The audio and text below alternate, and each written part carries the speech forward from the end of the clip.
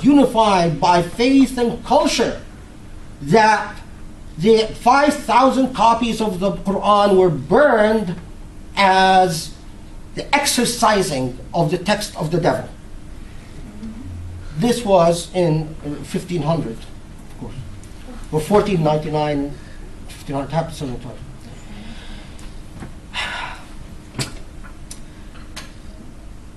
Sadly, however, as is the case with most prejudices and biases, the problem is not the absence of reasoning or the paucity of accurate information. Most prejudices and biases persist because not illogical reasoning and not because of wrong information. Most prejudices and biases persist because of the lack of moral will. The will to adopt conscientious and ethical positions towards others, especially those who, because of habit or interest, we have every reason to hate. Thank you very much.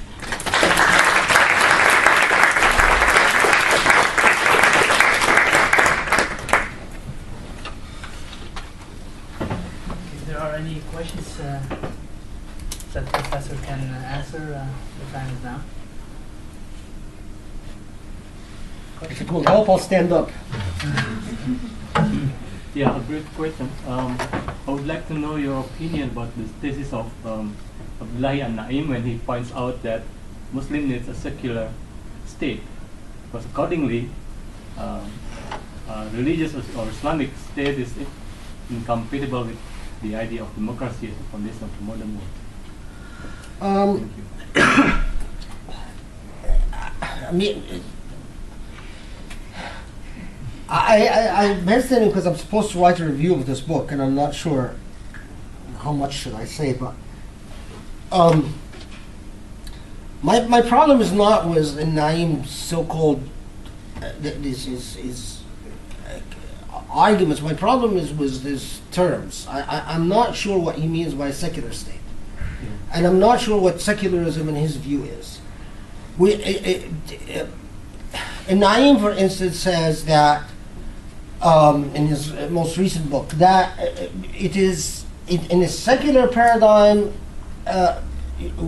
He claims that you cannot exclude religion from the public space. Okay, I agree with that. However, at the same time, he says, in a secular paradigm, the government must be completely neutral towards any religious doctrine. Yeah, as neutral as possible, he says. Well,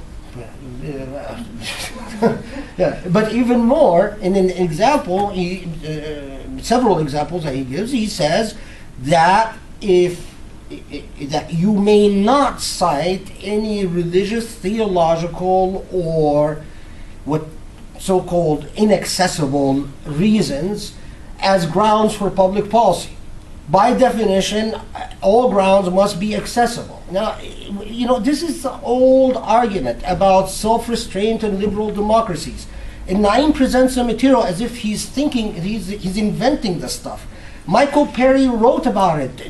Walters Reno wrote about it. Rawls and numerous commentaries on Rawls have been debating the issue of whether self-restrained and secular democracies and the altar of overlapping consensus, and the idea whether we can truly say that let's create a public space that does not take sides in fundamentally moral questions of morality or conscience. He talks about it as if he's writing on a blank page. And that's what I find most offensive about Naim. If he wants to engage that discourse, let him have the guts to say, I am reading Michael Perry, I am reading Rawls, I am reading the post-Rawlsians, I know who their critics are, and here's how I stand. But this disingenuous act of speaking to Muslims as retards, because Muslims often treat themselves in a very undignified fashion, is very offensive to me. Is remarkably offensive. Now, having said that, no, actually I don't see much very good in that book. I think it's actually his worst production. His historical examples are inaccurate. They're remarkably inconsistent. His claims are superficial at best. The only thing that I find redeeming is that he tells Muslims, wake up to the reality that you either accept the normative order of human rights and humanism, or you are going back to a paradigm of power in which state in which you are in, you'll end up just being massacred or colonized. That's just a reality check. And I welcome reality checks.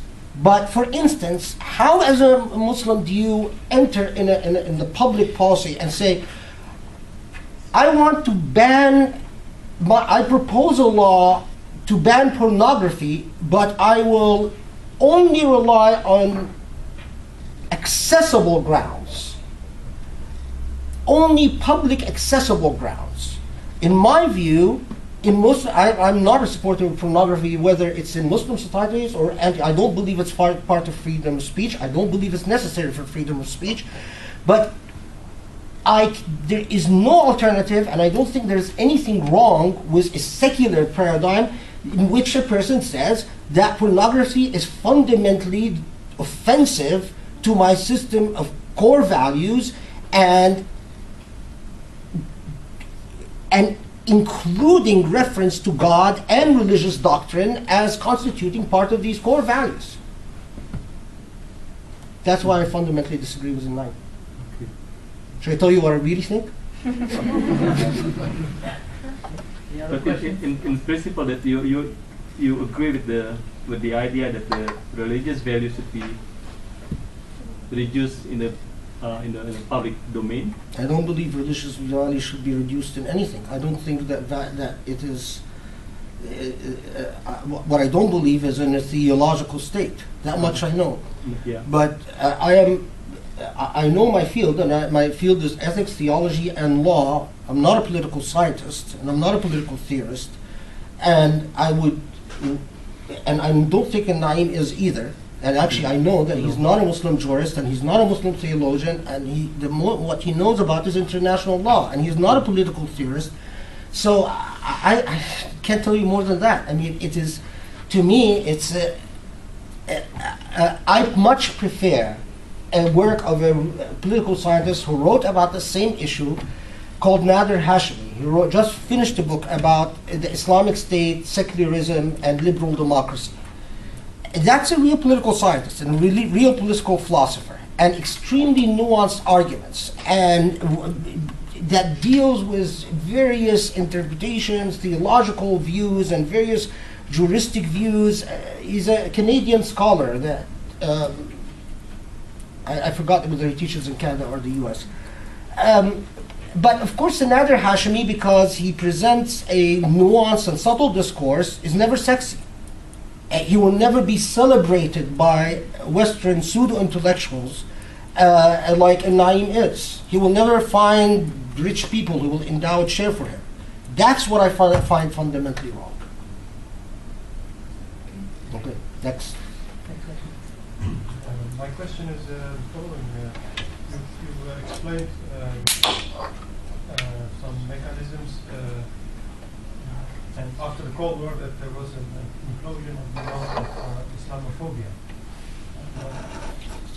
You looked at the past, but you didn't, at least I couldn't pick up any explanation why it just gained momentum, the Islamophobia, after the Cold War, and what the mechanisms are, and maybe why I would like to know this is how long will it take, and what can we do about it?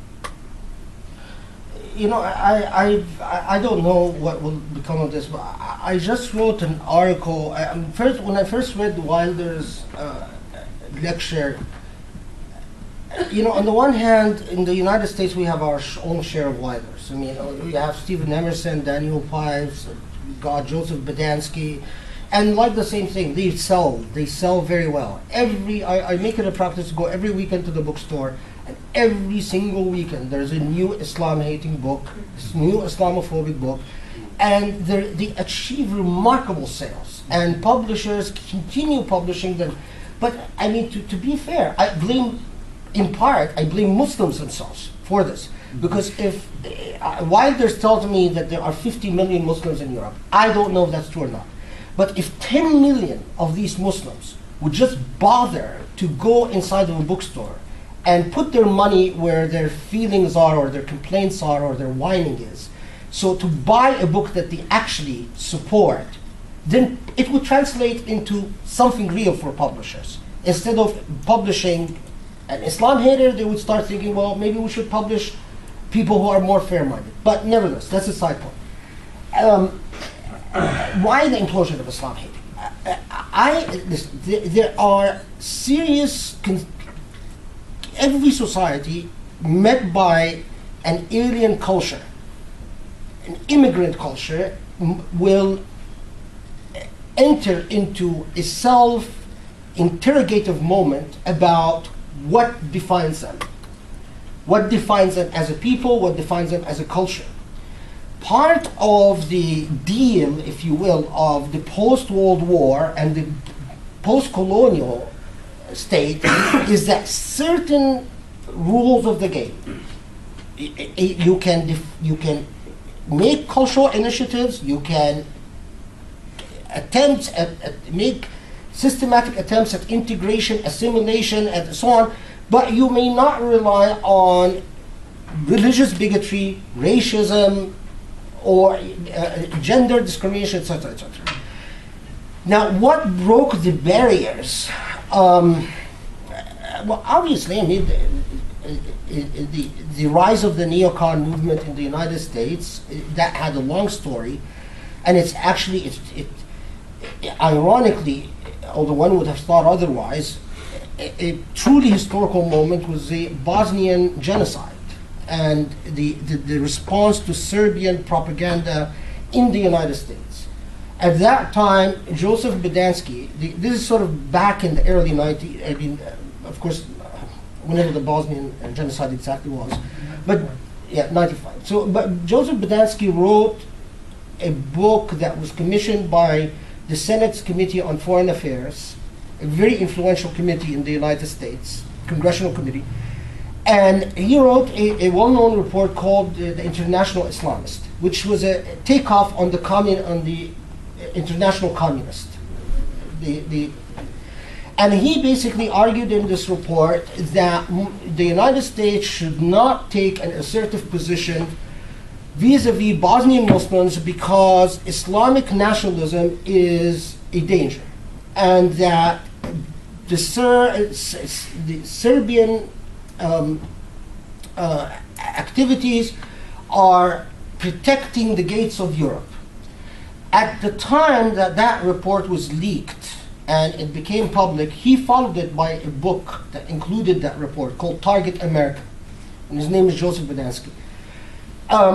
There was a debate as to whether Europe can handle a so-called Islamic state. And there were 2 points of view. Well, it doesn't necessarily, just because it's going to be a state made of Muslims, it's not an Islamic state. Look at all the Muslim countries in the world. Very few of them are actually so quote-unquote Islamic state. And even those that claim to be Islamic states, I mean, you take the Muslims in one room and there will be 20 different opinions about how Islamic are they. So, you know, and so there was one school of thought, or one concerted effort in the State Department and the Justice Department and also in the White House, that let's be more nuanced and let's focus on on humanitarian standards, and that is the new legality. And if you remember back then, there was all this stuff about a new world order, and the United States will play a leading role in this new world order, and so on and so on. The other one was the New World Order is a chance to end all dangers of threatening nationalism, including Muslim nationalism and Islamic nationalism. So the end of the end of indulging national liberation discourse, the end of the doctrine of political exception for political crimes and extradition treaties, the zero tolerance for the idea of a differentiation between terrorism and lawful, so-called lawful, non-conventional warfare. And that, in a very concrete way, I know that that was the genesis of the debate. The people who eventually elected after Clinton were people who had taken a very clear side in that debate, and were of the opinion that the Muslim world needed a demonstrative showdown of power to crush nationalistic aspirations, especially among Islamists.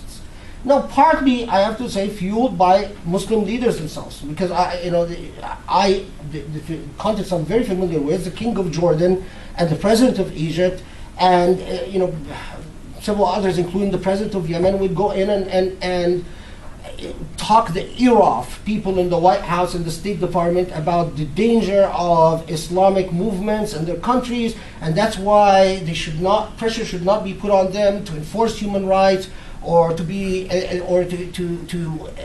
democratize and so on. The one I'm very, very familiar with is in the case of Mubarak's regime. It was a truly decisive moment in the history of that regime.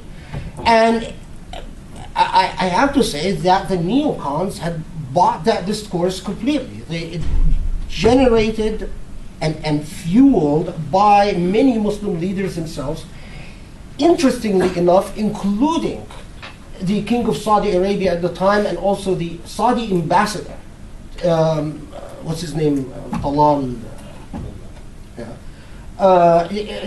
in Saudi Arabia, who is constantly, saying, if you press us on human rights, next thing you will have are these Islamists, and the Islamists, will turn your world upside down.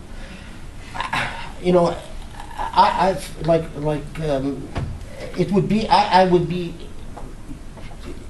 if I didn't serve on the board of Human Rights Watch, I might have been more susceptible to believing that narrative if I actually didn't see the empirical evidence of who goes to jail, who gets tortured, whose life is destroyed. I've come to the conviction that it's nothing but a cover, that they actually pose a bombastic threat, but not a threat of a complete turnover of world order and so on. Anyway, but rising on that, it was, of course, aided by, I think, a very misguided movement that believed that the way to protect Israel, and while there's also plays into this, in the Middle East, to make sure that it is not, to secure the future, is to join forces with, the Christian right, with extremist Zionist perspective in the United States, or extreme Zionist nationalism, and to engage in this process of constant hammering on the threat of Islam, and importantly, not the threat of particular movements, not the threat of Al-Qaeda, for instance. That's where we were shortly before 9/11. That's in fact exactly where we were.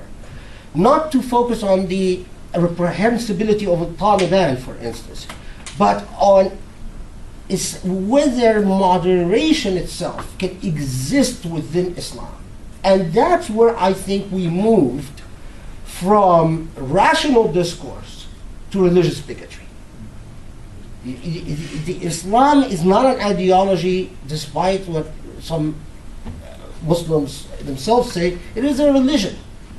And that is part of the paradigm of the Universal Declaration of Human Rights. If we come to a position that, okay, everything we've, one would have thought that it just did, in light of what happened in the Bosnian genocides, and in light of the same nationalistic discourse about the failure of ability of a minority to assimilate, the same type of discourse in the 1930s about Jews and their so-called fidelity to the halakha, the inability to assimilate, and look, they've been living among us for centuries and they're really not part of us. And then we all know what it led to, but it seems that human beings just don't learn. They ache to repeat the same agony over and over. I don't know. You know, maybe I'm going to move towards mysticism instead of scholarship. I understand that some people who some people were afraid losing their interest whether it's Islamic country power owners or in the West. I mean, they will not lose their powers soon. And so this situation will last very long. You mean lose their powers in terms of, you mean elected offices? In general, their influence. For example, if democratization among Islamic regions will not continue and human rights will not evolve, so people who are in power there, they will remain in power. As long as they remain in power, they will keep on. Yeah, what is the eternal lesson of politics, right? Is that power is corrupting. And if you often want to see the source of all evil, look to where, I don't believe it's look where the money is, look where the power is. That's really where you can explain a lot of things that human beings do. But what is the pushback? That's, to me, that's the question. The pushback is supposed to be law. The law is supposed to be the guardian of rationality or morality, in my view, not just rationality. And what popularistic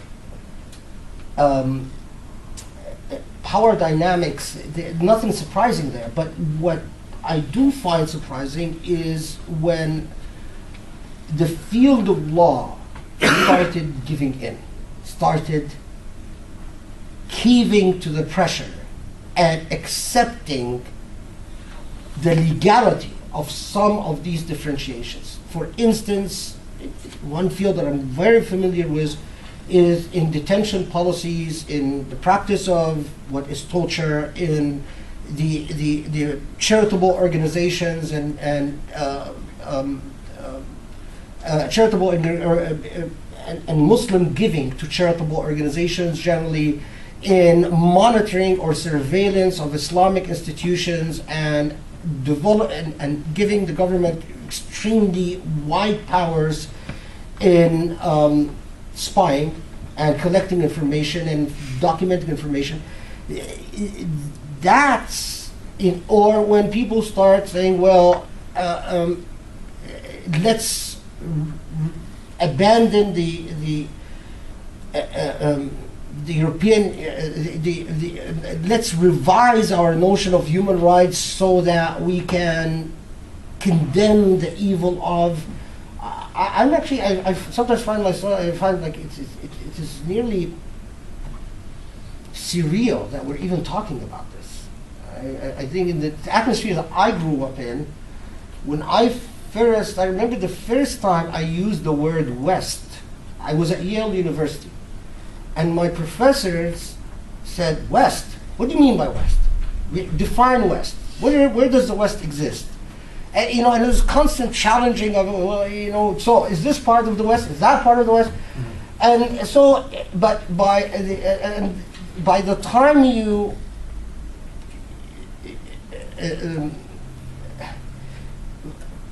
to go from that to the Huntington paradigm and the splash and the relish by which Samuel Huntington's Clash of Civilizations were taken, and the notion of Islam's bloody borders without any regard to any particularity or any empirical reality or any anthropology or sociology or anything. It just, it smells, it feels, it looks like the ugliness of human bigotry, prejudice, and hate. That's how it feels. One last question. Yeah, I have a question about the International Declaration of Human Rights. And why is it that Iran ratified it, but Saudi Arabia till now does not? I mean, I have my own understanding of it, but I'd like to hear your own point of view. I think, frankly, I mean, if you're asking me as a lawyer, I'll tell you what. the Universal Declaration of Human Rights, as you know, is a resolution of the General Assembly, and therefore it is not. It is an aspirational document, and the whole debate in international law is to what extent does it codify customary international law or jus cogens, pre-entry norms of international law. Okay, that is sort of the typical debate. Now, Saudi Arabia, from the point of drafting till today, has not challenged the idea that it's universal. It is an aspirational document. It just abstained from saying anything, but has resisted the idea that it either codifies customary international law or jus cogens. Frankly, to be very blunt, I think that the Saudis felt then and feel now that they had a special status vis-a-vis colonial powers. At the time that the declaration is passed, there is a very chummy relationship between the Saudi ruling family and the British government and British colonialism.